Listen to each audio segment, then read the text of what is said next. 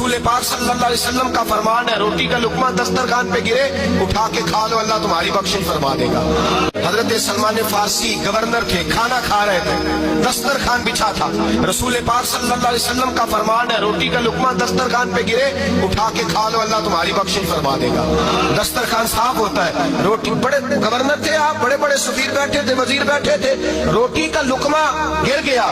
آج تو لوگ فیشن میں عزت ڈھونڈتے ہیں نا، وقار ڈھونڈتے ہیں کہ میں جدید دنیا کے ساتھ مل جاؤں۔ دیکھو عزت کس بات میں، حضرت سلمان فارسی روٹی کھا رہے تھے، سفیر وزیر نہ جانے بڑے بڑے لوگ بیٹھے تھے، کھانا کھاتے کھاتے لقمہ گرا دسترخوان پہ، حضرت سلمان فارسی نے سمیٹا، منہ میں رکھا، پھر انگلی مار کے دسترخوان صاف کیا۔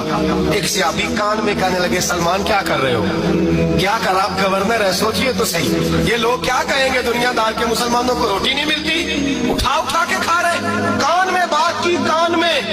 حضرت سلمان فارسی کان میں جواب دے سکتے تھے، کہہ سکتے تھے نہیں ایسے ہی کرنا ہے، انہوں نے کان میں بات کی، لیکن جناب سلمان فارسی اعلیٰ اعلان بولے، کہنے لگے ان 4 5 6 دنیا داروں کے لیے میں اپنے نبی کا طریقہ چھوڑ دوں، اپنے رسول کی سنت چھوڑ دوں، یہ 4 5 دنیا دار دنیا کی طرف دیکھ کے میں مصطفیٰ سے منہ موڑ لوں؟ پھر جوش جذبات میں سر سے پگڑی اتار دی، رونے لگے۔ آپ فرمانے لگے میں مدینے کے بازاروں میں کھجوریں اتارتا تھا، نوکریاں کرتا تھا، یہ جو میرے سر پر عزت کے بال ہیں یہ محمد عربی کے اگائے ہوئے ہیں۔